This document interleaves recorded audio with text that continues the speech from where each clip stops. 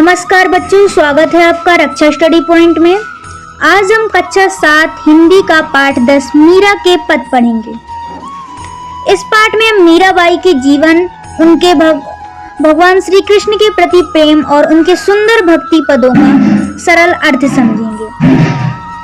मैं इस पाठ को बिल्कुल आसान भाषा में समझाऊंगी ताकि आप इसे आसानी से याद कर सकें।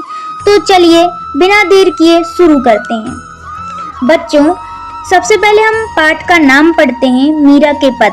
मीराबाई भगवान श्री कृष्ण की महान भक्त थी। उनके पदों में भक्ति, प्रेम और समर्पण की भावना दिखाई देती है। तो आइए पाठ की प्रत्येक पंक्ति को पढ़ते हैं और समझते हैं। पहले तो हम कवि परिचय पढ़ेंगे। जीवन परिचय। मीरा एक महान हिंदी कवित्री, कृष्ण भक्त और संत थी, जिन्होंने लगभग 500 साल पहले ये कविताएं लिखी थी। उनका जन्म राजस्थान में हुआ था और वे बचपन से ही भगवान श्री कृष्ण की भक्ति में डूबी रहती थी। त्याग और भक्ति। राजकुमारी होने के बावजूद उन्होंने सादा जीवन चुना और महलों को छोड़कर तीर्थ यात्राएं की। मीरा ने मंदिरों में भजन गाए, संतों के साथ सत्संग किया। उनके भजन आज भी लोग श्रद्धा और प्रेम से गाते सुनते हैं। अब मीरा के पद का मुख्य विषय। यह कविता मीरा की कृष्ण के प्रति गहरी भक्ति को व्यक्त करती है। इसमें मीरा अपने नयन यानी आंखों से कृष्ण को देखने की इच्छा, उनके प्रेम में रंगीनी और उनकी पूजा करती हुई भक्ति का वर्णन करती हैं। कविता में प्रकृति की सुंदरता जैसे बारिश, शीतल हवा और ताजगी कृष्ण के प्रेम के साथ जुड़ी हुई हैं। मीरा के भजन में कृष्ण के दर्शन के लिए उनकी उत्कट तड़प और प्रेम का चित्रण किया गया है। पद का सार। पहला पद है, बसो मेरे नयनन में नंदलाल। कृष्ण की सुंदरता। इस पद में मीरा भगवान श्री कृष्ण की सुंदरता का बखान करती हैं। वे कहती हैं कि कृष्ण की मोहक मूर्ति, सांवली सूरत और बड़ी बड़ी आंखें उनके मन को लुभाती हैं। कृष्ण के आभूषण। कृष्ण के होठों पर मुरली शोभा देती है और उनके गले में बैजंती माला सुंदर लगती है। उनकी कमर पर छोटी घंटियां और पैरों में नुपुर की मधुर आवाज मन को आनंद देती है। भक्तों के प्रिय।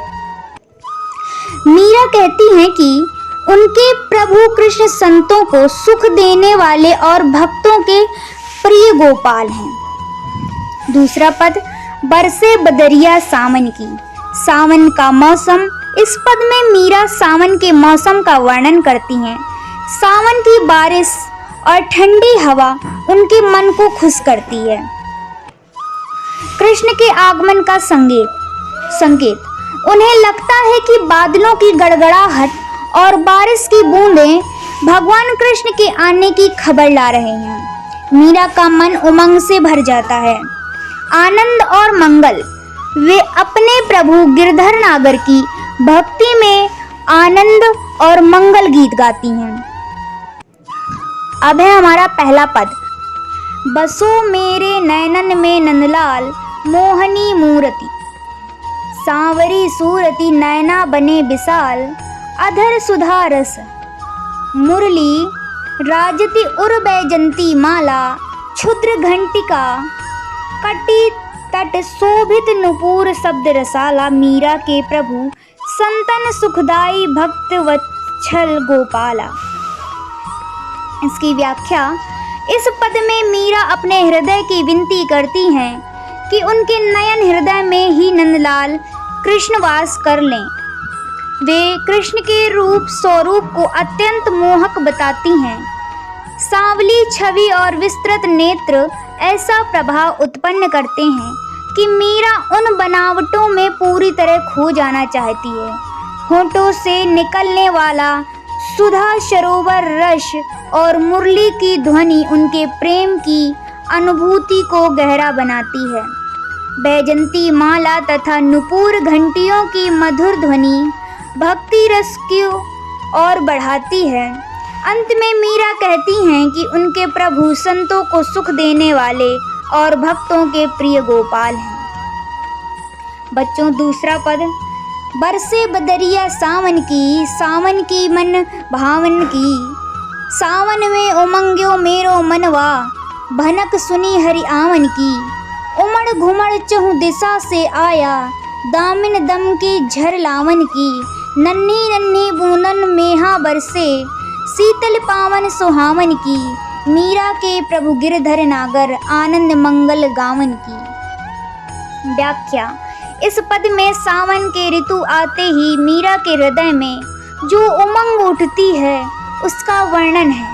बादल घनघोर होकर आते हैं, बिजली कौंधती है और छोटी छोटी वर्षा बूंदें गिरती हैं। यह सब जैसे कृष्ण के आगमन की सूचना दे रहा हो। शीतल पावन से मीरा को सुख शांति मिलती है। वे अपने प्रभु को गिरधर नागर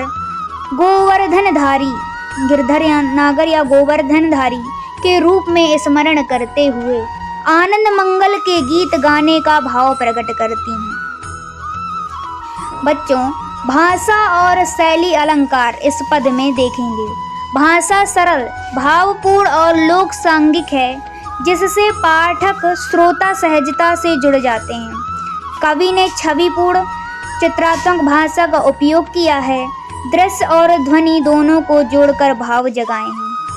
अलंकार अनुप्रासात्मक शब्द समूह जैसे नुपुर शब्द रसाल और रूपक प्रतीकात्मक चित्र देखे जा सकते हैं। पुनरावृत्ति और लयात्मकता से भजन का संगीतात्मक प्रभाव आता है, जो भक्ति भाव को बढ़ाता है। प्रकृति वर्णन, वृष्टि पवन का भावनात्मक उपयोग भक्ति अनुभूति को सशक्त बनाता है। इस पद से हमें क्या शिक्षा मिलती है?